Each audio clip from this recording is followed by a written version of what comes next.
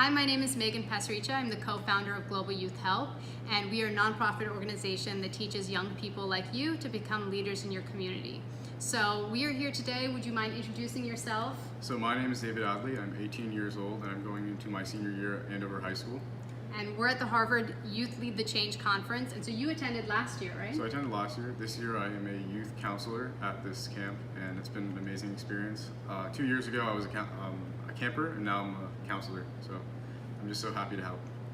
And so you started your own community service project. What kind of inspired you to do that, and what have you learned from it? So last year I saw your presentation with Global Youth H.E.L.P, and it really inspired me because you asked the crowd, you said, does anyone have any ideas? And in my head, with my friend V, who I actually met at driving school, we wanted to create a multilingual magazine because myself, I was learning Farsi and Italian.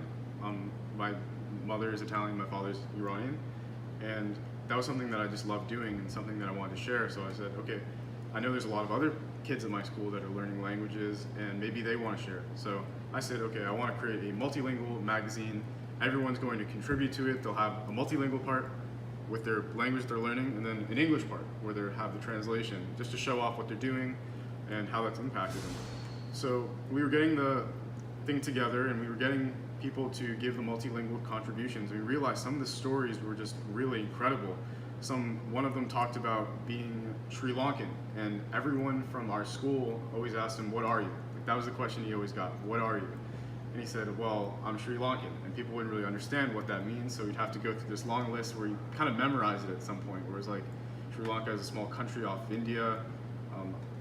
I haven't gone back since I was a kid, but I went there like once, but I'm mostly American. And that was and when he goes over to Sri Lanka, he feels like everyone there calls him American. When he comes over here, he feels like everyone thinks he's Indian or Sri Lankan. They don't really know, they just see him on the outside. And I thought that was such an impactful story because I'm the son of an immigrant. My father came here when he was only, I think, 19. He didn't know English, he learned, and he worked hard, went to UC Berkeley. And that story to me, my father, and then all these other stories, I just loved hearing them. So we transitioned from multilingual to multicultural, make it about everybody. So there can be someone that is a first generation that just came here, or there can be someone that grew up in the Appalachian, in Pennsylvania, and they've been here since 1777, and that's part of them. They just say they're American. It doesn't matter. It's all about your personal identity, how you fit into this American fabric that we all are part of, and how we all come together at the end of the day and recognize those differences. So at Andover High, in September or October, I can't remember exactly, we're getting it together and it became multicultural, but that we didn't know at first we were going to do it and we weren't sure.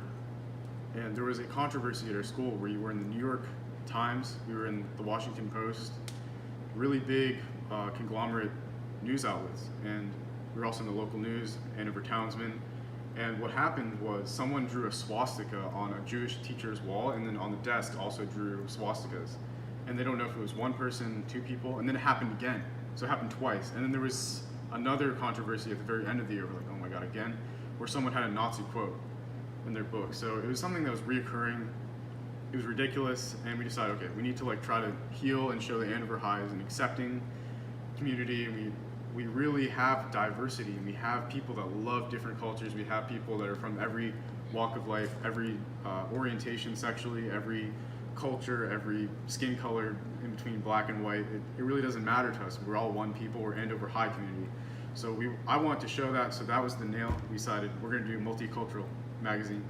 And so we got, the first tribulation was that we need to get funding, because we had the magazine together, we had a few articles about world news, we had the multilinguals, we had like 12 of them, people that are learning Farsi, I was learning Farsi, people that speak Chinese fluently, some people speak Korean, and so we had that part. We have world news, we had little editorials that people did as well, and it was really about pestering people. It sounds bad, but getting people to be motivated, because everyone has work to school, so they don't really want to write these things at the end of the day. So getting people motivated, get them to go in.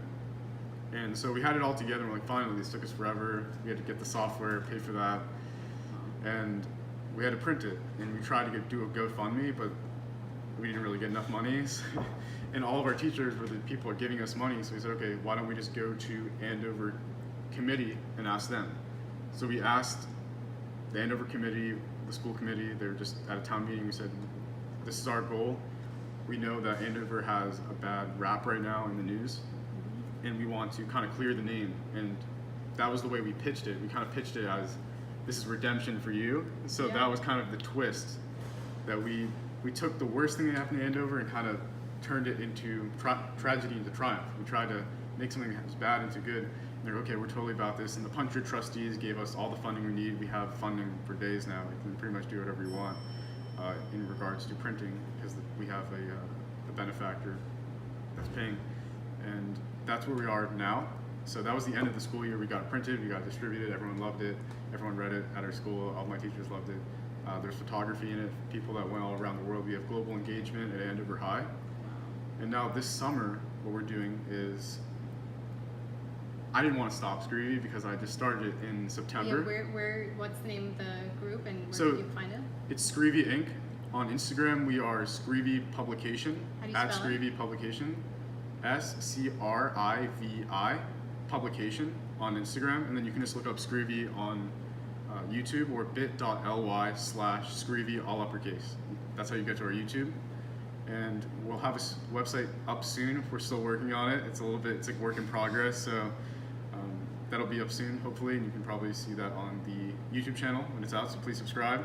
Go to our Instagram, please follow, and go to our Twitter. It's also Scrivi Pub, at Scrivi Pub for Twitter. And you can go there. We have all of our updates posted. We post videos. And getting to that, this summer, what we decided to do, I didn't want to stop. All my friends and I were super enthusiastic. So obviously people don't want to write in the summer, so we had to stop the publication part. We'd gone to Tewksbury High School, and we had a few other high schools we wanted to go to. We didn't get to it, so we're going to do that this September. But in July and June, what we decided to do is go to, I think it was about 10 events we went to. And we went to these cultural events all over Massachusetts, Rhode Island, I think there was one in New Hampshire, but mostly Massachusetts and Rhode Island. And one of them was the Cape Verde Festival. We went there, and Luke is the camera director. He films me. We felt a little bit out of place, but people loved us, and it was just a great time. We got really great interviews. There were people there that weren't Cape Verdean, and we asked them like why they're there, and they're like, oh, we're just an ally of the community. We love it. We're doing some political work.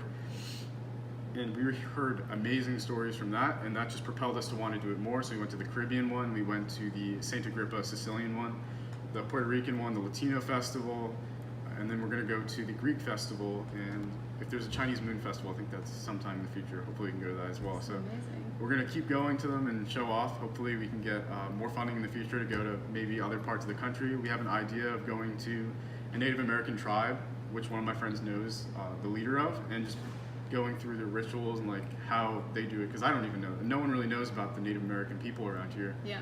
And they get like the brunt of the stick. No one knows about them, and they deserve to be shown off and really publicized because they're the people that started it all. So I think that this is a really good movement, and hopefully we can unite the country together. And I'm so everyone excited for you. together. This is amazing. So, and one other question, what leadership skills do you think you've learned from doing this project?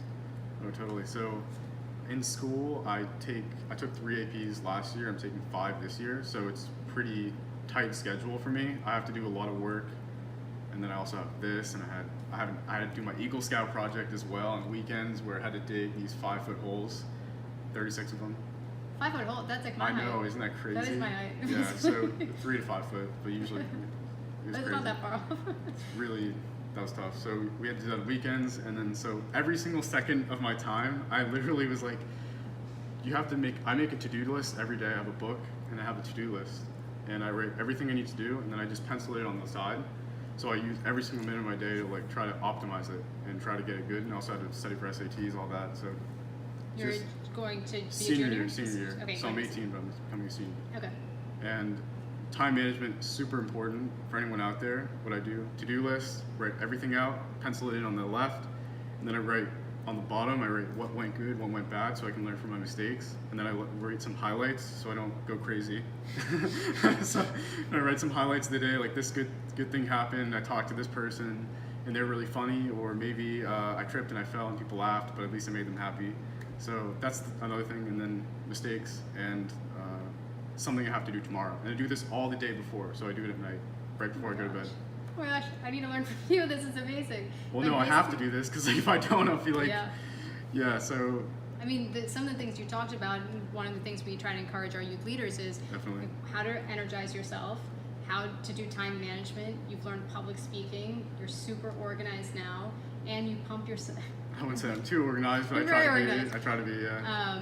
And like you pump yourself up, but also there's this underlying view of how am I helping other people? Definitely, like you said, even yeah. when I fell, at least someone else smiled, and I think that underlying purpose will keep Definitely, you yeah. going. And you're inspiring so many other youth. So thank you so much you. for sharing your story with us. Thank you. Please like, subscribe. We're super Scrivi. excited. Scrivi. And we're excited to see where you go. Thank you. I really appreciate it. Thank you. Good job.